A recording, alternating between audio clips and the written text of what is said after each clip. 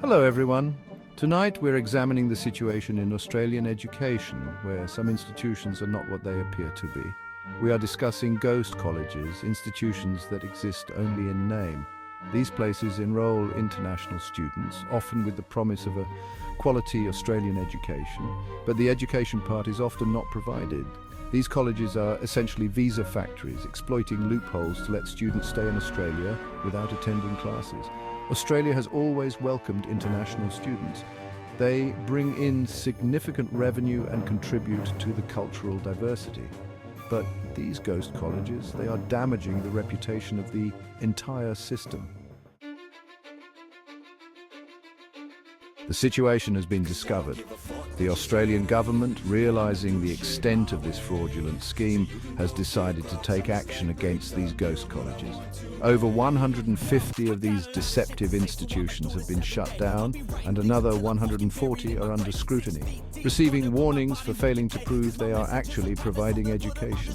This action is long overdue. This crackdown is focused on protecting the integrity of the Australian education system. It aims to ensure that international students who come here with hopes of a better future are not left with empty pockets and a worthless certificate. Now, the question on everyone's mind is, what happens to the students caught in this situation? Some people, understandably upset, are calling for the deportation of anyone associated with these ghost colleges, especially those who might have broken the rules to get their visas. The education industry, while relieved about the crackdown, is also a bit worried. They support removing the dishonest individuals, but want the government to improve its efforts to prevent these fraudulent colleges from appearing again. It is a continuous challenge with student visas, not exactly an ideal situation. Section 4. The Government's Balancing Act, Support and Deportation. The government is facing a challenging situation. On one hand, they need to enforce the rules strictly. On the other hand, they need to show understanding for students who might have been misled by these fraudulent colleges.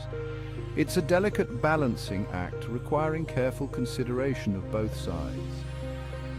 The government has promised to help students who have followed the rules to find new legitimate courses, but identifying and deporting those who have broken the rules, that is a completely different challenge. Limited resources and the complex world of immigration law make this task very difficult. Section 5. Asylum applications surge, a consequence of the crackdown. This is where it becomes very important. The crackdown, although intended to be helpful, has had an unexpected result, a surge in asylum applications. It appears some students facing deportation prefer to apply for refugee status rather than return to their home countries. It is difficult to determine how many of these claims are genuine and how many are attempts to remain in Australia. This situation shows the complexity and the unintended effects that even well-planned actions can have. Section 6, capping international students, a controversial move. And if all that wasn't enough, the government has decided to limit the number of international students allowed into the country. The idea is to reduce the pressure on housing and infrastructure, which has been experiencing significant strain. But universities are not happy about it. They argue that international students are essential to the economy and that this cap will cause more harm than good. It's a difficult situation with no easy solution. So there you have it, a complex issue in the Australian education system.